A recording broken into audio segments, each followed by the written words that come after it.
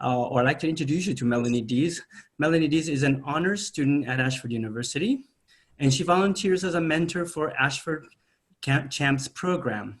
Melaney is on track to graduate this year, fall of 2019, with a BA in Applied Behavioral Sciences. Congratulations. Melaney, with 20 plus years of experience in the mental and physical health industry, she has served as a patient care technician, mother, family member, friend, and advocate for those striving for balanced health. Her life experiences have been wide and both fruitful and fruitless. Melaney loves people for all their quirks and abilities. Her favorite activities and hobbies include dancing, singing, gardening, writing, organizing, and cooking. Melaney finds that her faith and optimism saves her sanity every day, and the people she loves are her motivation. I look forward to the insights Melaney will share as she discusses how we can achieve balance through recreation. Melaney, as I turn it over to you, I also want to thank you for your willingness to share your insights with all of us and also for all your hard work for your presentation. Thank you so much. Melaney Dees. Thank you, Dr. Cervantes, and I have to thank you for helping me and being my mentor. I've learned so much, and I also want to thank Dr. Harper for recommending me and giving me an opportunity to do this. So, to everything, there is a season. Did you continue by singing "Turn, Turn, Turn" from the Byrds? Or did you think of the Bible that says there is a time to mourn and a time to love? Similar to Christianity, we can find teachings from Judaism and Islam, like from the Quran and the Torah. They all teach about balance and observing or attending to times in our lives that help us create balance. And now we have science to support religion. Hi, I'm Melaney Dees, and I'm honored to speak to you about achieving balance through recreation today. Let me begin by telling you my story. At the age of 16, I was diagnosed with systemic lupus erythematosus. A couple years later, I would receive 2 more beauties, Raynaud syndrome and antiphospholipid syndrome. Yes, it's a mouthful. Why call them beauties? Well, being diagnosed at a young age with chronic health issues gives you a gift. It's called perspective. Having autoimmune diseases requires perspective. Otherwise, one will miss out on life. I would experience sharp, random pains all over my body, chronic fatigue, and an inability to sit for too long or stand for too long. It almost always occurred at inconvenient times, but this forced me to effectively use my time when I was well, and then that was limited. I needed to pick my priorities. At the time, I was committed to my job at Michael's, being a cheerleader, homework, activities with my church youth group, and hanging out with my friends. I had to learn how much energy I had in a given day. And again, it changed from day to day. I had to choose every single day. Guess what was cut out? If you guessed hanging out with my friends, you were right. This was rough, but I learned that my energy could only fulfill either cheer practice and work, homework, or cheer practice and being at youth group, or sometimes just sleep. On Saturdays, I learned not to feel guilty for sleeping in a while. This gift helped me to focus on what I truly wanted to do. Juggling responsibilities has continued throughout my life. After I got married, being pregnant was almost impossible. My illness prevented optimal conditions for a baby to grow. But after 16 miscarriages and 2 C-sections, we now have 2 miracle boys. Then began the greatest juggle of all, motherhood. What does my crazy story have to do with you? Well, we all have a crazy story, don't we? We're all trying to juggle more and more responsibilities and interests. There are more and more demands on our time. American author Wayne Dyer stated, "Getting in balance is not so much about adopting new strategies to change behaviors, as it is about realigning yourself and all your thoughts so as to create a balance between what you desire and how you conduct your life on a daily basis." How do we accomplish this balance with all the things that we want and need to do? This week, you'll hear about 8 different wellness dimensions. We're going to discuss 5. Emotional, intellectual, spiritual, physical, and social. You'll notice here that there's a little gray spot in the middle where all the dimensions overlap. I call this the sweet spot. This is when you accomplish something by meeting more than one dimension. Sometimes it's 2, other times it's more. Let me share a time when I was able to get all 5. So recently I had a 5-week break in between classes. This does not usually happen. But I'm nearing the end of my time at school, so classes are limited when they are available. As I realized that I would have a window to get things done without the commitment of school, I began to form a to-do list. My family will usually laugh at me with my to-do list because I have lots of them. It took me 2 weeks to make the to-do list. When I was done, I had 30 items to complete in 5 weeks. It was huge, but I was determined to get the most important things done. 2 of those things included some much needed time with family.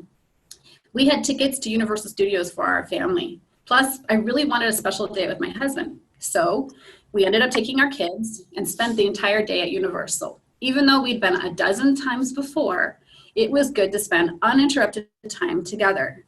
The second required a bit more work. After some research, I found a great idea that cost $20 plus gas. And to top it off, it was something that we'd never done before. We had plans for kayaking at Newport Beach. The morning of, we took our time getting out the door. We slept in.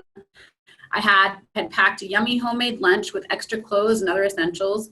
We traveled down the freeway, enjoying our time listening to music. We were overjoyed when we arrived and saw this beautiful location. Now you'll notice we're not in the picture. That's because there's nowhere to put your phone on a kayak. All electronics were left in the car. We literally walked away in the cyber world and our kids back at home. We grabbed our reserved kayak and enjoyed a few hours there on the water at Newport. Now remember, we'd never done this before, so it took some teamwork to figure out how to navigate our kayak, but it was beautiful. The water, the houses, the weather. I was achieving all 5 dimensions with my experience. Emotionally, I was spending time with my husband. Intellectually, we were learning something new. Spiritually, I was outside with God's beautiful creations. Physically, we had to navigate the kayak, and socially, we were doing something fun. Now, many of you may have had one of these thoughts as you were listening to my experience. How many of you have thought this? I never have enough time to exercise. I want to spend more time with my children, my spouse, or friends. I need some me time. I wish I could feel rested when I wake up. I don't have time for home-cooked meals. There's never enough hours in the day to do everything. This is a common thing that we experience, especially in this age right now.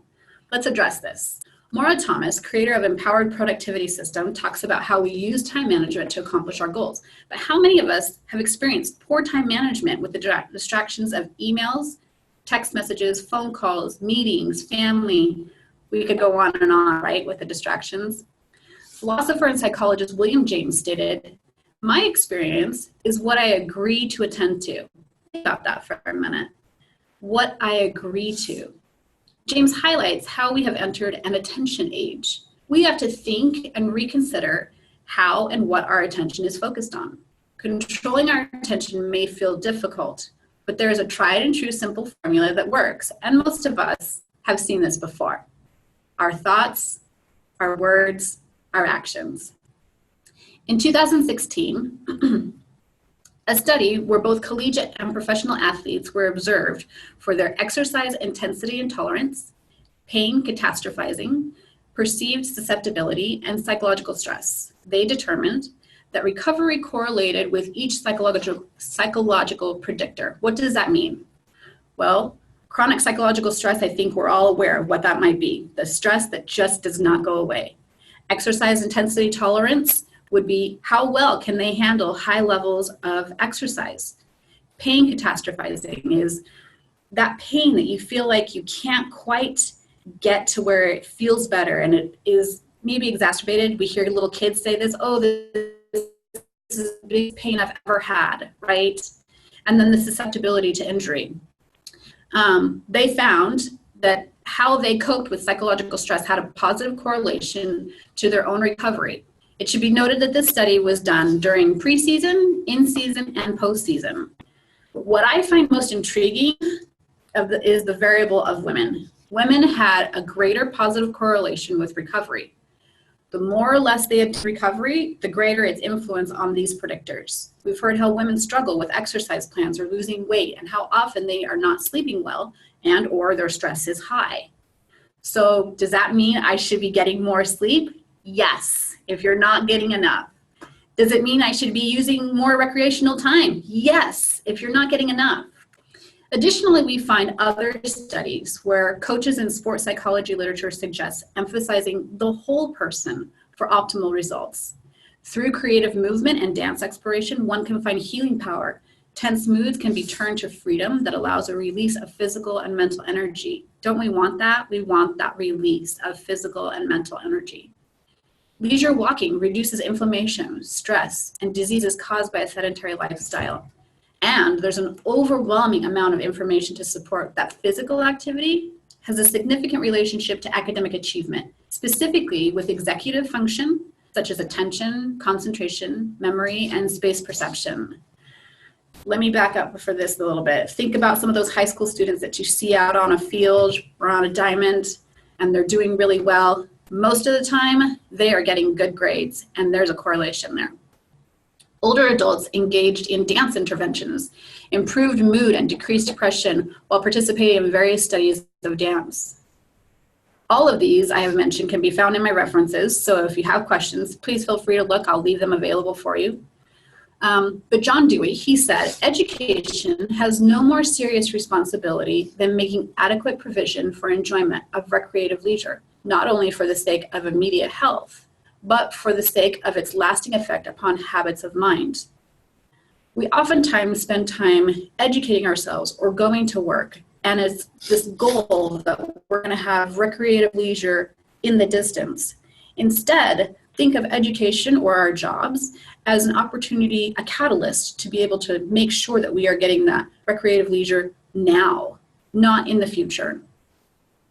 Finally, in a pilot study for therapeutic recreation camp, 27 people with mental illnesses volunteered to take part in a camp with activities over 5 days. The opportunity for most of them to engage in recreation was welcome since they typically were isolated, lonely, or routine and sedentary. The results of their experience shown here indicate that most experienced positive mood or emotions. They ate healthy food, they had improved their sleep, they were able to de-stress and relax, have fun, exercise, and build confidence as a result of the camp. Now, if you'll notice here at this graph, almost all of them are completely met as the highest mark for all of those different qualifiers there. The only one that does not is build confidence, but you'll notice that it's number 3. Number 1 was strongly met, and number 2 was met. So considering the group of people that they had, being completely met, having confidence, that takes time. We know that, right? We have all these studies to back up recreation, but at the end of the day, we have to control where our attention is devoted to. As we move away from the scarcity mentality, which is this desperate mindset that there will never be enough, we begin to take back our thoughts. When we change our language by stating what we will, what we won't, and what we want, then tasks can take place. Remember, action after words and words after thoughts. Writing things down and prioritizing. Then finally focus with undistracted time. Now, this usually means turning off your phone and going to a room alone if you have to. And lastly, value downtime or recreation. This is the hardest one, but we have so much research to support this. I think I can change your mind if you're struggling with this. When I first began school, I was approached by a church member that stated they were doing a talent show and needed my help. This was the last thing on my mind, having just started school. However, I knew they wanted me to dance, and I didn't really want to turn it down. So I talked to a friend, and we formed a group of women who would participate with us. Our biggest issue learning the dance? Time away from other responsibilities. Everyone was so concerned about the time they should have been spending on other important things. Women in particular struggle with this, and I was no exception to this. I was already less available as a student. How could I justify this as well? But we all stuck it out, and I found that the opportunity to exercise, do something that I loved, and being with other women really improved my mood with my family. It helped me focus better in school, and I started to trim down. I gave myself permission to dance. William James said, "The art of being wise is the art of what to overlook." And isn't that what we all need to be working on? How many things are we not overlooking? Are we overlooking our responsibilities, the things that we want to accomplish, or are we letting ourselves get distracted and our attention goes to a phone, a text, an email, something we want to look up on Google really quick, Netflix? The list is endless. We have an opportunity to overlook things every day. We agree to what we are going to attend. It's my hope that you will choose to overlook the negative thoughts. Use positive determination to accomplish what you want, and give yourself permission to attend to things. Now, I would really love to hear your thoughts. Does anyone have a question or a comment?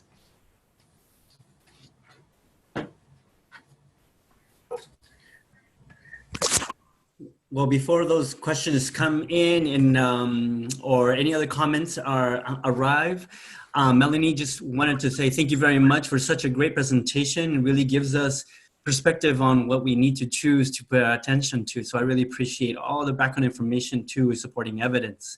So at this time, also, and then like Melaney, open it for questions and comments. And I'll go ahead and take a look at the chat if some questions arise or come in through the chat. Okay, Melaney? Okay. All right. Okay, yeah.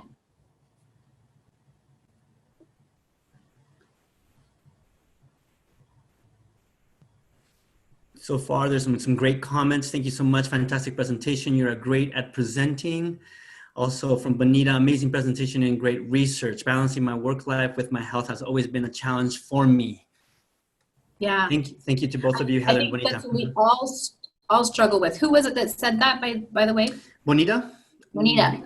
So I think that's what we all are struggling with. In our house, we have a saying that we regularly use, my husband and I often, and it's fill your basket. So if we think of ourselves like a basket, and that we all have this fruit that we're constantly giving out. So our boss takes fruit from our basket, our children, our spouses, our friends are constantly taking things from our basket. Eventually that basket's gonna be empty. And how do we fill that up? And a lot of times we're running on an empty basket. And so I like to think of exercise or dancing. Recently, within this last year, my son and I regularly go on 11:30 p.m. bike rides in our neighborhood. Whatever it takes to help put those things back in the basket so that the next day you have something to give back to. And I think that's something that we regularly are, especially American society, struggles with, you know, how to balance everything out. So nice. Another comment by Maureen comes in and says, very good presentation. Being very mindful how recreation can help every other part of health is excellent information. Thanks. Yeah, thank you. For your comment. Yeah.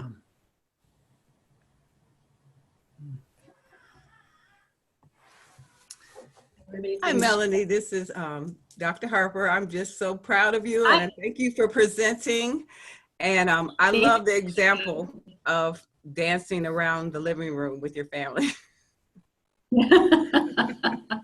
I do that with my dog. So I have to tell you a little bit about this.